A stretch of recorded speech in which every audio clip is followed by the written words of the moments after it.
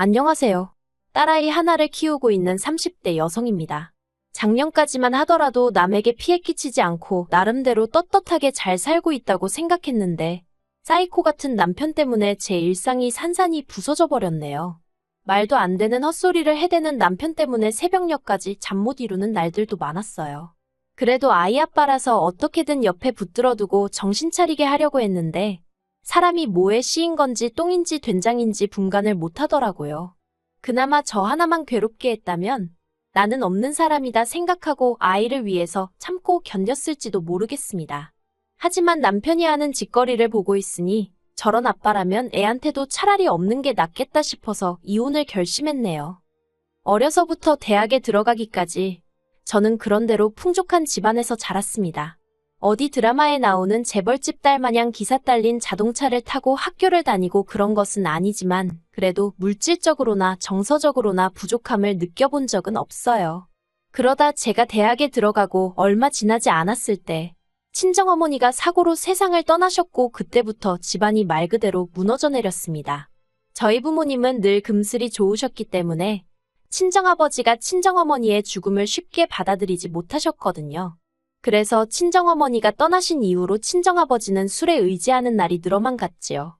그리고 저는 저대로 그런 친정아버지를 보고 있기도 괴롭고 그렇다고 제가 달리 할 수 있는 일도 없었기에 오로지 공부에만 매달리기 시작했어요. 남들은 인생에 한 번뿐인 대학 시절이라며 미팅부터 시작해서 산으로 들로 돌아다니기 바빴지만 저에게는 그저 사치에 불과했지요. 그렇게 4년이란 시간이 흘렀고 어느덧 제가 대학을 졸업하던 날이었습니다. 우수한 성적 때문인지 저는 교수님 추천으로 그 많은 졸업생들을 앞에 두고 강단에 서서 학교 대표로 연설까지 하게 되었는데 그 모습을 친정아버지께서 보고 엉엉 우시대요. 그리고 그날을 계기로 친정아버지는 다시 예전의 모습을 되찾기 위해 노력하시기 시작하셨어요. 이후로 10여 년의 시간 동안 저는 회사 내에서 승진에 승진을 거듭하며 인정을 받게 되었고 친정아버지는 재기에 성공하셨습니다. 두 사람 다 어느덧 안정세에 들어섰던 거지요. 그리고 하루는 친정아버지께서 먼저 저에게 이제 당신에 대한 책임감 같은 건 벗어던지고 제 인생을 찾으라는 거예요. 사실 친정아버지께 말한 적은 없지만 언젠가 제가 시집이라도 가면 친정아버지는 혼자 되실 거란 사실이 그게 늘 마음이 쓰였거든요. 그래서 결혼은 고사하고 연애는 생각해 본 적도 없었는데 친정아버지께서 이미 제 생각을 전부 눈치채고 계셨던 모양이 돼요. 그리고 얼마 후 아버지의 권유로 소개팅이라고 해야 할지 맞선이라고 해야 할지 아무튼 남자를 만나보게 되었어요. 아버지 지인의 친척의 아들이라나요. 시청에서 일하는 공무원으로 사람임 성실하고 우직하다는 얘기만 듣고 나간 자리였습니다. 솔직히 연애를 한 번도 해보지 않았던 저로서는 그런 자리가 많이 어색했어요. 그런데 남편 쪽에서 어떻게든 분위기를 재밌게 띄워보려고 노력하고 있다는 것 정도는 알겠더라고요. 그리고 돌이켜 생각해보면 이후로도 남편이 만남이라던가 연락이라던가 먼저 이끌어갔고 저는 따라가는 듯한 모습으로 연애를 했네요. 그러다 결혼 이야기가 나왔는데 친정아버지가 워낙에 남편을 마음에 들어 하셔서 그냥 결혼하는 게 당연히 맞다고 생각했던 것 같아요. 남편은 탄탄한 직장을 다니고 있기는 했지만 10년 차였음에도 불구하고 연봉이 4천 정도였어요. 전 7천 정도 받고 있었고요. 그리고 시부모님은 수도권에 거주하고 계셨는데 아버님은 작은 사무실에 다니셨고 어머님은 파트타임 일을 하시는 평범한 집안이었습니다.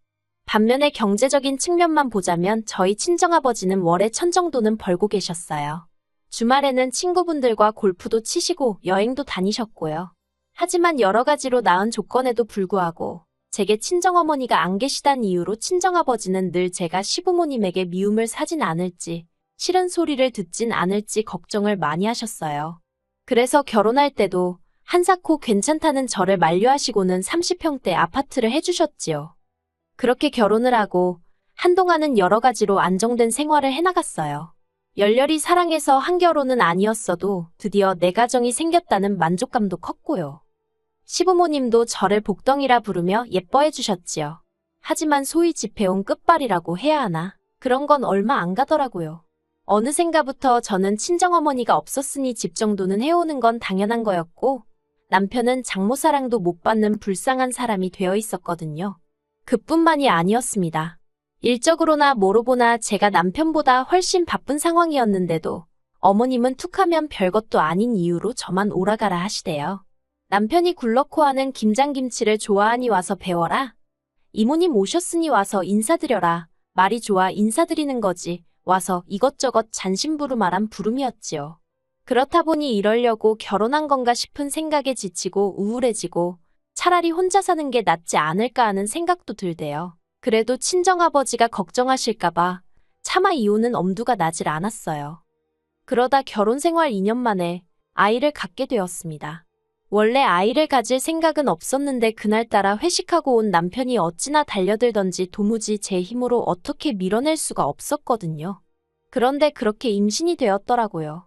다른 여자들은 임신했다고 하면 좋아하고 기뻐하던데 저는 그런 감정보다는 제가 좋은 엄마가 될 수 있을지 걱정이 컸어요. 그래도 남편을 비롯해 양가의 임신 소식을 알리니 다들 제 예상보다 훨씬들 좋아하더라고요. 그래서 다시 한번 제 결혼 생활에 있어서 의지라고 해야 할지 마음을 다잡았네요. 그러다 작년이었어요. 친정아버지가 사업을 정리하시고 이후로 부쩍 적적해 하셔서 제가 자주 찾아뵙던 시기였지요. 친정아버지가 사업을 정리하신 이유는 언젠가부터 어려운 이웃들을 돕기 위한 사회활동을 해보고 싶으시다 하셨거든요. 이미 노후 준비도 다 되어 있으셨고 저도 저대로 제 밥벌이는 넘치게 하고 있었으니 아버지의 꿈을 응원해드리고 싶대요. 그래서 제가 조금 부추긴 면도 없잖아 있습니다. 그런데 막상 정리하고 나니까 어딘가 허전하다며 아쉬워하시길래 제가 틈틈이 찾아뵌 거예요. 그리고 그 시기에 남편은 한창 운동에 열을 올리고 있었습니다. 당시 바디 프로필이라고 해서 근육을 만들어서 사진을 찍는 게 유행이었는데 자기도 그걸 해야겠다면서요. 그래서 한 번 할 때마다 8만 원씩이나 내가면서 일주일에 3번씩 헬스장을 다니대요. 대충 계산해봐도 한 달에 100만 원은 우습게 깨지더군요. 하지만 제가 그렇게까지 해야겠냐고 하니까 자기가 돈만 벌어오는 기계냐면서 자기도 자기 좋은 것 좀 하고 살게 내버려두라고 말 그대로 생난리를 치는 거예요. 어처구니가 없어서 그래 마음대로 해라 하고 내버려뒀습니다. 솔직히 그것도 한두 달이지 하면 얼마나 하겠냐 싶었으니까요. 그런데 이게 웬걸. 하루는 남편이 할 이야기가 있다더니 공무원을 때려치고 헬스장을 해야겠답니다. 자기가 운동을 몇 달 해보니까 적성에 너무 잘 맞는다면서 자기도 자기 좋아하는 일을 업으로 삼고 싶다고요. 그렇지만 저는 남편이 안정적인 직장을 포기하겠다는 것도 걱정스러웠고 무엇보다 헬스장을 열 만한 여유가 없었거든요. 그래서 제가 현실적인 조건들을 조목조목 갖다 대며 안 될 것 같다고 했지요. 그랬더니 남편이 저더러 진지하게 생각해보지도 않고 무조건 안 된다고 하는 게 어딨냐면서 떼를 쓰는 거예요. 정말이지 가뜩이나 딸 하나 케어하는 것도 힘들어 죽겠는데 나이는 40씩이나 먹어가지고 헬스장을 차려달라는 남편을 보고 있자니 기도 안 차대요. 그러더니 급기야 남편이 미친 소리를 했습니다. 그날은 친정아버지 생신이라서 저와 남편 그리고 딸애까지 다 같이 모여 식사를 했는데요. 남편이 뜬금없이 저희 아버지더러 장인어른 많이 외로우시죠 하고 말을 꺼내는 거예요. 평소엔 생전 살가운 말 한마디 하지 않던 남편이라서 갑자기 왜 저러나 싶어 제가 남편을 쳐다봤습니다. 그런데 남편은 마치 준비라도 해온 듯이 저나 아버지의 반응에는 아랑곳하지 않고 계속해서 자기 할 말만 이어가더라고요. 남편이 장인어른 이참에 친구분들 많이 계신 곳으로 이사를 하면 어떠세요 하길래 제가 그게 어디냐고 어디 고향으로라도 내려가시라는 얘기냐고 물었습니다. 그러자 남편이 한다는 소리가 요새는 요양원도 잘 되어 있다대요 그러는 거예요. 순간 남편이 미쳤나 싶어서 요양원이 뭐 하는 덴지 몰라서 그러냐고 제가 화를 냈어요. 그랬더니 남편이 얼굴색 하나 안 변하고 자기가 왜 모르겠냐입니다. 그리고는 자기가 하는 일이 뭔지나 아냐면서 오히려 저한테 짜증을 내더라니까요. 친정아버지는 당황하신 얼굴로 요양원이란 단어를 몇 번 곱씹으시더니 내가 지금 거길 가야 할 필요가 있을까 하시는 거예요. 그리고는 슬픈 눈으로 허탈하신 듯 한숨을 푹 내쉬시는데 그 모습을 보는데 제 가슴이 정말 갈갈이 찢어지는 기분이었습니다. 저는 도무지 끓어오르는 화를 주체할 수가 없었기에 일단 아버지더러 대꾸해줄 가치도 없다고 신경 쓰지 마시라 했어요. 그리고는 남편더러 집에 가서 마저 이야기하자고 당장 따라 나오라고 했지요. 그렇게 집으로 돌아왔습니다. 제가 남편더러 도대체 무슨 생각으로 그런 소리를 한 거냐고 물었어요. 그러자 남편이 저더러 잘 들어보라면서 하는 말이 장인어른 은퇴하시고 제가 너무 그쪽에 시간도 많이 쏟고 신경도 많이 쓰고 그래서 어머님이 절 안 좋게 보신답니다.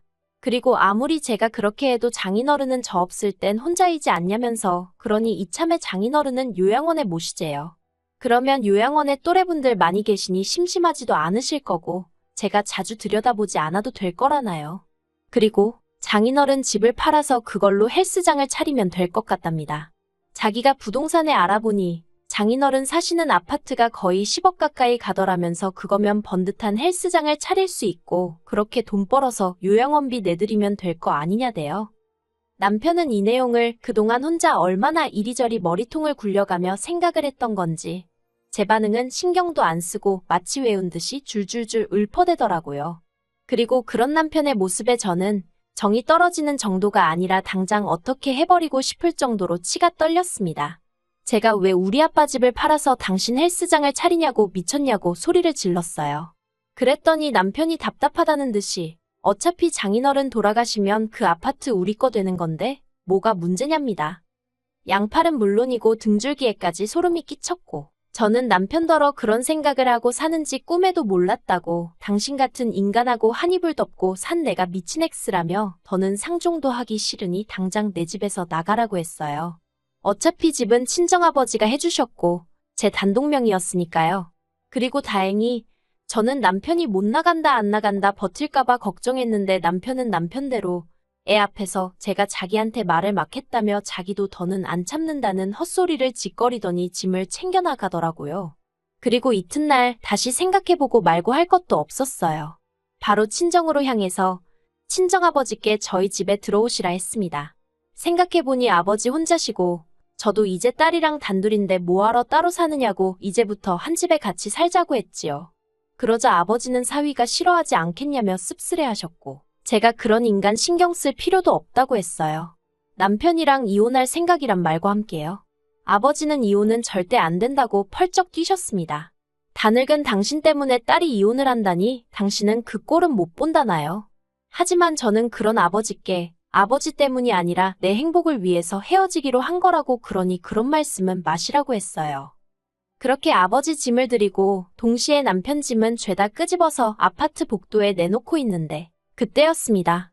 남편과 어머님이 엘리베이터에서 내리더라고요. 그러더니 남편이 먼저 저더러 이게 뭐하는 짓이냐며 소리를 지르는 거예요. 어머님도 같이 말이지요. 하지만 이내 제 뒤에 계시던 친정아버지를 보더니 목소리가 한풀 꺾였어요. 친정아버지께서 먼저 딸애가 자네와 이혼한다고 하고 나는 딸이 원하는 대로 하라고 했다며 상황을 정리하셨습니다. 그러자 그제서야 남편이 현관 앞에서 무릎을 꿇고는 말 그대로 싹싹 빌대요. 자기가 생각을 잘못했다면서 자긴 그저 하루빨리 헬스장을 해서 성공하고 싶은 마음밖에 없었다나요. 성공해서 저를 호강시켜주고 싶었다나 어머님도 옆에서 당신 아들이 원래 목표가 딱 생기면 그것밖에 못 봐서 그렇다고 이번 한 번만 그냥 넘어가 주라면서 저를 달래셨어요. 하지만 결론부터 말하자면 저는 원래 생각했던 대로 남편과 이혼을 강행했습니다. 절대로 이혼은 못 해준다며 버티던 남편도 어디서 뭘 듣고 왔는지 저더러 양육비는 좀 깎아달라대요. 그러면 도장 찍는다고요. 끝까지 어찌나 찌질한 인간이던지. 그래서 한 달에 50만 원씩 받는 조건으로 협의 이혼했습니다. 솔직히 50만 원 안 받아도 딸 키우는데 아무 지장 없어요. 하지만 그래도 나중에 딸한테 네 아빠가 너를 모른 척하지는 않았다고 알려주고 싶어서 어떻게든 받아내기로 한 거예요. 그래서 지금 저는 회사 생활하고 아버지가 딸의 양육을 도와주고 계세요. 원래는 시터를 쓰려고 했는데 아버지가 저 키울 때 생각이 난다며 굳이 당신 손으로 직접 손녀를 챙기고 싶어 하셔서요. 하지만 제가 아버지더러 혹시나 좋은 여사님이 있으시면 데이트도 하고 그러시라고 아버지를 보채고 있답니다. 한편 이혼을 하고 나서야 알게 된 게 남편은 헬스장을 하고 싶다고 저를 조르던 당시 이미 공무원을 관둔 상황이었어요. 종종 행동이 생각보다 빠른 사람이라서 언젠가 저러다 사고 한번 치지 싶었는데 말이지요. 그래놓고는 꼴에 자존심은 있어서 저한테 말은 안 하고 어머님한테 돈 받아다가 월급 행세를 했던 모양입니다. 정말이지 이혼하길 100번 1000번 잘한 것 같아요. 가끔 딸애가 아빠는 언제 오냐고 찾을 때면 미안한 마음이 들지만 그래도 딸애가 자라서 이 모든 사정을 알고 나면 저를 이해해 주리라 믿어요. 앞으로는 제가 기둥이 되어 아버지와 딸애를 지키며 살아가겠습니다.